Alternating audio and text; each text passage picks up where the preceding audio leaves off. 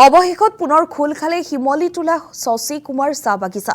প্ৰায় 2 বছৰ ধৰি বন্ধ হৈ আছিল এই চাহ বাগিচাখন।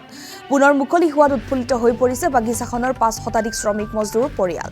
বাগিচাৰ মালিক পক্ষৰ সৈতে শ্ৰমিকসকলৰ সংঘাতৰ বাবে 2 বছৰে বন্ধ হৈ আছিল কাম-কাজ। অৱশেষত বিধায়ক টংকেশ্বৰ ৰাভা আৰু মন্ত্ৰী ৰামেশ্বৰ তেলীৰ তৎপৰতাত মুকলি হয় বাগিচাখন। নতুনকৈ মেনেজমেণ্টক সমজাই দি সংঘাত মষিমূৰ কৰি পুনৰ খুলিবলৈ সক্ষম হয়। জিলা প্ৰশাসনৰ উপস্থিতিত বিধায়ক টংকেশ্বৰ ৰাভাই বাগিচাখন পুনৰ মুকলি কৰে। শ্ৰমিক মজদুৰসকলৰ সকলো সমস্যা পৰ্যায়ক্ৰমে সমাধানৰো আশ্বাস প্ৰদান কৰে।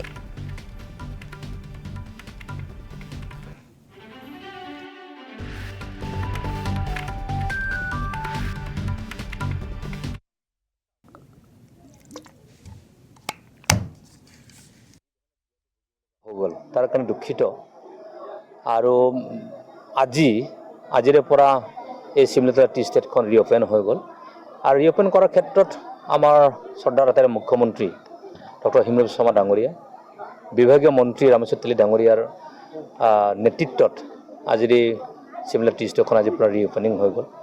তাৰ কাৰণে মই ধন্যবাদ জ্ঞাপন কৰিছোঁ চৰকাৰখনক, মুখ্যমন্ত্ৰী ডাঙৰীয়া বিভাগীয় মন্ত্ৰী মহোদয়ক যে তেখেতসকলৰ বলিষ্ঠ নেতৃত্বৰ কাৰণে এখন ৰিঅপেনিং হৈ গ'ল আৰু ভাৰতীয় জনতা পাৰ্টীৰ নেতৃত্ব চৰকাৰখনে শ্ৰমিকসকলৰ পৰা জাষ্টিছটো দি দিলে আৰু মই ভাবোঁ আগৰ পৰিৱেশ নিশ্চয় ঘূৰি আহিব আৰু নিৰ্বাচনী সময়ৰ কথা আছিল 3 মাহৰ ভিতৰত আগৰ পৰিৱেশ ঘূৰাই আনিম বাগান ৰিঅপেনিং কৰি মই নিজে নিৰ্বাচনী সময়ত পোৱা মানুহ আৰু 3 মাহৰ ভিতৰতেই ঘূৰাই আনিবৰ কাৰণে ৰিঅপেন কৰিবৰ কাৰণে সক্ষম হৈছোঁ।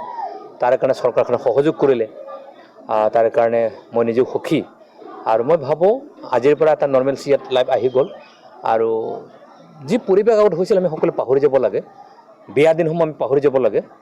আজিৰ পৰা ভাল দিন হ'ল, সেই ভাল দিনটো আমি সকলোৱে অনুভৱ কৰিব লাগে আৰু সকলোৱে মন প্ৰতি কাম কাজ কৰিব লাগে আৰু শিমলীটোলা টি ষ্টেটখন আগৰ পৰিৱেশটো ঘূৰাই আনিব লাগে, স্বাস্থ্যৱান কৰিব লাগে আৰু মই ভাবোঁ সৰ্বাংগ সুন্দৰ সকলোৰ কাৰণে